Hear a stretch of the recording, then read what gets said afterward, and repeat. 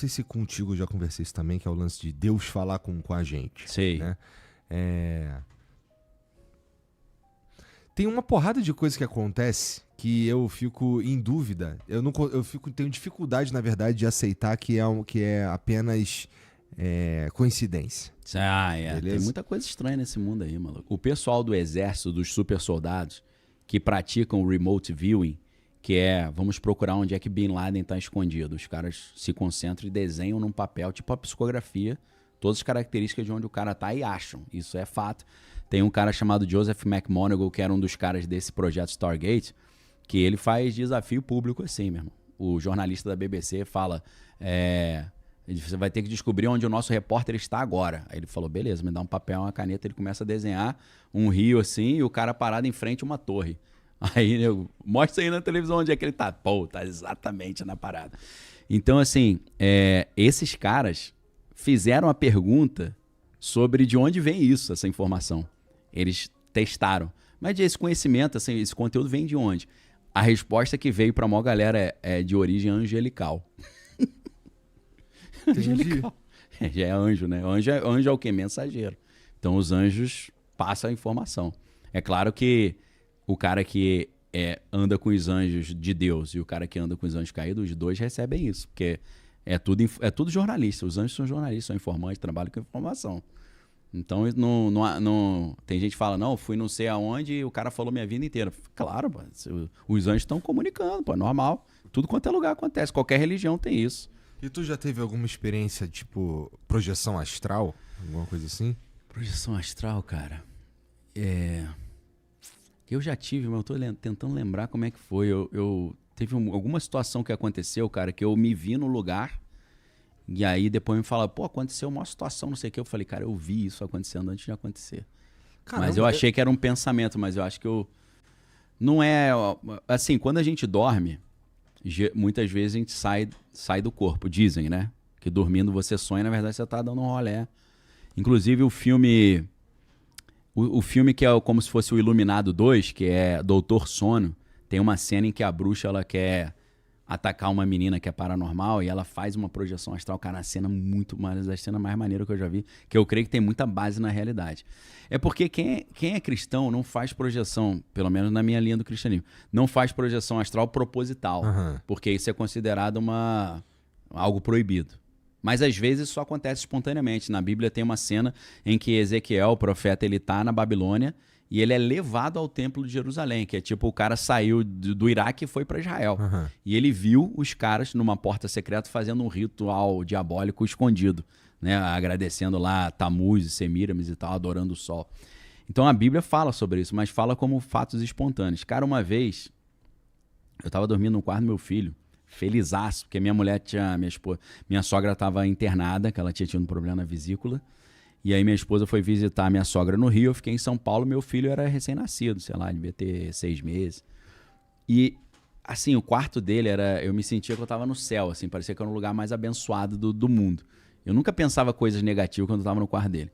Nesse dia eu dormi no quarto dele, cara, na bicama, ele ficou no berço ou na cama. Cara, eu sonhei que eu estava expulsando demônio, com um monte de coisa, não sei o quê.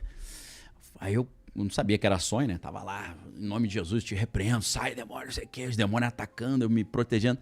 Quando eu acordei, meu irmão, eu tive a sensação que eu tava fora do corpo, eu caí de volta dentro do corpo. Eu fiquei pensando, será que eu tava flutuando em cima da cama ou eu tava fora do corpo e eu caí? Então acho que foi a experiência mais estranha que eu tive nesse sentido. E eu falei, caraca, meu irmão, que parada foi essa? Grotesco. Foi uma das paradas mais estranhas. Você sabe qual foi a primeira vez que eu tive uma experiência assim com o Espírito Santo? Eu tava na casa do Jorge. A gente fez um churrasquinho. Assim, cara, isso tem muito, deve ter mais de 25 anos. Aí eu tava sentado numa cadeira, a gente contando piada, brincando. O pé da cadeira quebrou, eu caí no chão. Aí todo mundo ficou rindo da minha cara, eu peguei outra cadeira. E de repente ele falou, ô Daniel, vamos orar? Eu falei, eu tô há 3 anos você me expondo, né, na frente de todo mundo, é hoje que deu pra te pegar. Eu falei, ora aí. Do nada vocês foram orar? Do nada. Não, o objetivo é sempre churrasco, isso aqui, no final tem que ter oração, né? Tá bom. Aí ele veio, cara, na hora que ele orou, eu tive a visão de um neném, um bebê de terno. E eu comecei e vi uma britadeira furando o chão, assim, tive essa visão. Eu não falei em língua estranha porque muitas linhas evangélicas pentecostais acham que ser batizado com o Espírito Santo é falar língua estranha. Eu já tive eu tenho frequentemente essa experiência de falar língua estranha, mas nessa época eu não tive. Aí pintou uma dúvida. Que eu falei, pô, dizem que ser batizado com o Espírito Santo é falar língua estranha. Eu não falei, eu só vi um neném de terno, maluco. E aí, Deus me levou na Bíblia, em Joel 2, que fala, no final dos tempos o Espírito será derramado sobre toda a carne, os velhos sonharão e os jovens terão visões. Pô, eu tinha 15 anos e tive visão. Eu falei, pô, faz sentido, bateu, né? E aí, o que eu entendi disso? A britadeira era Deus me levando a mais fundo, quebrando a minha resistência, e o bebê de terno era algo novo, um ministério, um chamado que Deus estava colocando na minha vida. É como se fosse um bebê pastor. E aí eu falei, pô, será que eu vou ser um pastor e Deus está começando isso porque eu nasci de novo, então eu sou um neném? Boa noite, professor. Aula sensacional como sempre. Tem uma pergunta. A gente sabe que no cristianismo, a ideia do anticristo é ser um cara que vai prometer paz e segurança para o mundo em tempo de tribulação, mas também vai ser responsável pela construção do terceiro templo. Porém, a gente sabe que o judaísmo acredita que o Messias prometido ele vai ser responsável pela construção do terceiro templo. Então fica a minha pergunta. O anticristo é, na verdade, o Messias judaico? E como você vê? Qual é a sua visão em relação a isso? Boa noite. Valeu, pergunta legal pra caramba.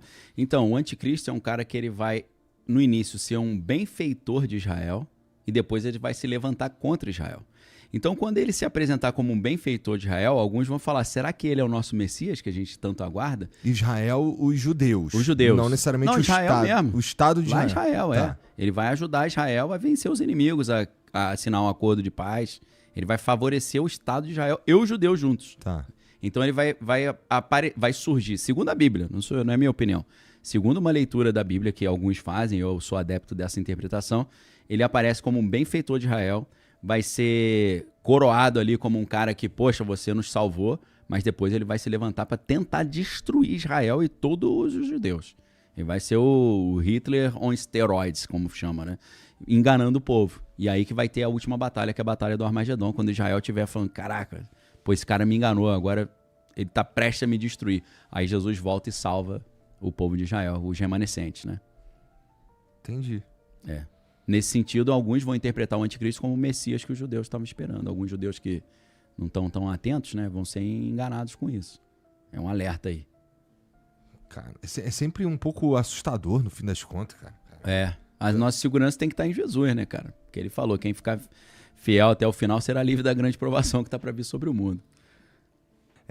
A gente tem os principais jogadores do mundo atual. A gente está falando de Trump, Xi Jinping, Putin e, sei lá, talvez o Netanyahu e o cara lá, o Khamenei. Isso. O Khamenei, né? Talvez esses sejam os principais jogadores. Sim, os players hoje. Né? Coreia do Norte tá quietinha, mas é importante. Tem bomba atômica. Todo mundo tem bomba atômica, é importante nesse jogo, então, né? Então coloca aí o Paquistão, coloca mais uma galerinha. Índia. Do ponto de vista espiritual, cara, esses Sim. também são os principais jogadores? Também. Ou tem uns caras mais parte. nas sombras? Não, sempre tem, claro que tem. Na verdade, o que a gente está vendo, já entrando no misticismo, no esoterismo, é o que na teosofia eles chamavam que era o descortinar da hierarquia. Teosofia. Sim. O que é teosofia? Teosofia é uma filosofia criada por uma russa chamada Helena Petrovna Blavatsky. E ela partia da ideia que houve civilizações no mundo antigo que eram muito avançadas, mas essas civilizações desenvolveram conhecimentos de alto nível, como construir pirâmides e por aí vai. Só que essa civilização sucumbiu ali quando aconteceu a queda de Atlântida. Isso teria sido talvez uma punição dos deuses, porque eles não usaram bem esse conhecimento, usaram para subjugar o próximo. Só que esse conhecimento ele teria sido preservado por algumas nações e algumas sociedades secretas. Então esse conhecimento teria sido preservado pelos egípcios, pelos babilônios, aí passou para Roma, aí de Roma foi para a Europa, e alguns grupos secretos, os templários, a maçonaria, a Rosa Cruz, eles teriam esse conhecimento. E esse conhecimento envolveria a ideia de que existem raças do mundo antigo, algumas dessas que precisavam ser expurgadas para purificar o mundo para vir a nova era. E aí, curiosamente, né, você pensa no dilúvio, imagina que, vamos supor que o dilúvio é real. Uhum. Eu creio que seja. Você tinha vários povos, só que um povo sobreviveu, que era os descendentes de Sem, que foi Noé, Sem, Cã e Jafé. Então, uma linhagem, uma família sobreviveu. essa família teria que ter sido eliminada. Talvez seja daí que Hitler tirou essa ideia de que ele tinha que eliminar judeus. Porque como ele era um místico e se inspirava na teosofia, ele acreditava que, tirando de cena o povo judaico, o mundo estaria preparado para viver essa nova era. Entendi. Essa nova era seria para ele o Terceiro Reich, para Aleister Crowley é a Era de Horus, e para o pessoal místico é a nova era. Guardando aqui esse ponto que a gente tá, sim. Essa é a segunda vez que tu me fala que o Hitler era um cara místico. Sim, sim. E aí da outra vez também tu tinha me falado lá dos soldados sobrenaturais. Super soldado. Super soldado e tudo mais. Primeiro... Essa história é maneira pra caraca. Da onde que se tira que Hitler gostava desses assuntos místicos? Então, ele tinha envolvimento com a sociedade secreta chamada Thule, Sociedade Thule. E eles estavam procurando um negócio que se chama Vril, que é uma energia espiritual. Eles acreditavam que se eles tivessem posse de determinadas relíquias, eles seriam invencíveis. E sociedade secreta tem muito esse negócio de relíquia, né? Eles gostam dessa questão, porque eles acham que a relíquia expressa uma espécie de poder de espiritual ou um poder de domínio. Se tiver aquela relíquia, você consegue dominar a mente dos outros e tal. Então, isso está num livro muito interessante chamado As Relíquias Sagradas de Hitler, que é do Sidney Kirkpatrick. Esse livro, infelizmente, eu acho que está esgotado em português, mas quem quiser procurar num sebo aí ou então ler em inglês, As Relíquias Sagradas de Hitler. Esse livro vai contar a história real do Indiana Jones da vida real, que é o Walter Horn. Walter Horn era um alemão que foi para os Estados Unidos e aí no final da guerra o pessoal descobriu que Hitler tinha no seu bunker vários tesouros que ele roubou, né? E aí o Walter Horn foi escolhido... ali debaixo do comando do general Patton, para ele resgatar as relíquias de Hitler. E eles descobriram que dentre essas relíquias estaria até a lança de Longino, a lança que estava no Museu Austríaco, que teria perfurado Jesus. E Hitler acreditava que com de posse dessa lança, assim como a lança furou Jesus, ele ia vencer o mundo cristão ocidental, né, judaico-cristão. Assim, não é só místico, não. É uma parada meio anticristo mesmo. Total. Anticristão, vai. Total, com certeza. A gente não pode esquecer Bom, é Hitler, né, cara? Claro que é. Tem um quezinho meio psicopático, tenebroso ali, né? O Hitler se inspira, de certa forma, no Nietzsche, né, o filósofo. E o Nietzsche é aquele cara que falava da morte de Deus, né? Deus morreu, Assim Falou Zaratustra. Mas o Nietzsche falava também... ele tinha uma ideia, né, que ele desenvolve no livro chamado... são vários livros. Vontade e Potência, Além do Bem e do Mal, Genealogia da Moral. Se você reúne esses livros, você vai ver que ele está dizendo o seguinte, que o cristianismo, a visão de mundo cristã, é uma mentalidade de escravo. E eles, naquele momento que Nietzsche está escrevendo, a Alemanha está querendo se consolidar como um país. Não era um país, eram vários povos, várias regiões e tal. Você tinha a Prússia, né? Não tinha o país Alemanha. E o país Alemanha chega muito tarde, né? Se a gente pensa que Portugal e Espanha se unificaram na época da Reconquista, que os árabes dominavam, a gente está falando de países que eram antigos pra caramba. A Alemanha, quando os alemães vieram morar no Brasil, na colonização, e os italianos, não tinha nem Itália nem Alemanha, meu irmão. Foi ter depois, quando eles venceram lá o rei Vítor Emanuel e o Garibaldi, né? Aqui estava tendo a Revolução Farroupilha, né? E o Garibaldi estava envolvido nessa história e não tinha nem Itália ainda. Então a Alemanha, ela tentou arrumar uma força nacional para unificar o país. E aí vem o Otto von Bismarck e tal. Então eles falavam muito nessa época do Nietzsche sobre nós somos fortes, nós somos descendentes dos antigos teutônicos, dos antigos visigodos e tal. Então tinha esse negócio da força. E o Nietzsche via o cristianismo como um empecilho para isso. Porque, a Alemanha é cristã, ele não tem a mentalidade de força, de subjugar, de poder à força, né? Subjugar o fraco. Então ele fala, cara, isso aqui é uma pedra no sapato, vamos deletar esse negócio de cristianismo. E aí ele diz que um homem viria e ele seria o cara que estaria acima da moralidade cristã. Ele ia fazer o que fosse necessário para trazer essa força. Ele chama essa figura de super-homem, que na verdade a tradução que eu acho mais interessante é o além-homem. E esse além-homem ele não estaria limitado pela cultura cristã e ele seria o cara super poderoso que ia unificar a Alemanha. Só que ele chama no primeiro momento de super-homem, mas depois ele escreve um livro chamado O Anticristo.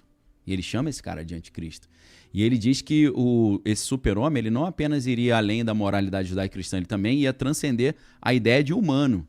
Ele fala coisas que parece assim que já até transhumanismo, isso que a gente vê hoje, fusão do homem com a máquina, parece que está dentro. Tem um outro livro muito legal que é um livro do Deleuze, do Gilles Deleuze, sobre o Michel Foucault. Porque o Michel Foucault estudou muito esse conceito do Nietzsche, né? O nome do livro é Foucault. E nesse livro, acho que o último capítulo chama Sobre a Morte do Homem e o Super-Homem. Cara, ele faz uma análise dessa ideia do Nietzsche, da ideia do super-homem, do além-homem, muito interessante. Foucault? Não, o nome do livro é Foucault. E quem que escreveu? É Deleuze. Escreve Deleuze, com Z. D-E-L-E-L-E-U-Z-E. Deleuze. É Gilles Deleuze, né, que fala. Então é um livro legal pra caramba, pra galera entender um pouco isso, né? Então, assim, se Hitler se inspira em Nietzsche, ele tem um pouco esse negócio do eu sou o super-homem. Ele se via como super-homem. Na verdade, o que é muito interessante, já outra dica para quem gosta dessas conversas, quando Dostoiévski escreve Crime e Castigo, ele está refletindo sobre essa ideia. Porque Napoleão é uma espécie de super-homem também. Que o cara chegou e falou, meu irmão, eu vou fazer as coisas do meu jeito e acabou. Então ele domina a Europa inteira, monta o império. Então Napoleão é um símbolo desse super-homem também. Só que aí o Dostoiévski, no Crime e Castigo, ele vai falar sobre a história de um cara chamado Raskolnikov, que é o sobrenome, né? O nome dele é Rodion Romanovich Raskolnikov, né? Eu gosto pra caramba, eu lembro dos nomes. E esse cara, ele era um estudante que estava passando perrengue para pagar a faculdade de Direito, se eu não estou enganado, e aí a irmã dele ia casar com um cara nojento só porque o cara tinha dinheiro, e ele falou, pô, cara, eu tô precisando de dinheiro e tal. E aí tem uma agiota lá na cidade que empresta dinheiro para todo mundo, e ele fala, pô, vou matar essa agiota, eu vou roubar o dinheiro.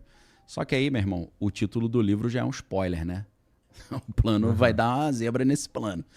Então, esse cara, quando ele fala, não, eu vou matar a agiota, eu quero o poder, eu quero a força, você vê que o Dostoiévski está mostrando a filosofia do super-homem, eu tô acima do bem e do mal. Só que o livro é uma crítica a isso, porque o cara fez isso achando que ele era o bonzão e se ferrou. Tomou bonito. Então, assim, com certeza tem um quê de anticristo no Hitler, porque ele se inspira nessas ideias de poder à força, morte aos fracos, né? Vontade de potência, acima do bem e do mal. Eu sou o cara, eu posso, eu domino, eu subjugo. E o Nietzsche era um cara que gostava disso, da força, mas era um cara doente, né? Tava sempre quebrado, né? Então acho que era um sonho da vida dele, né?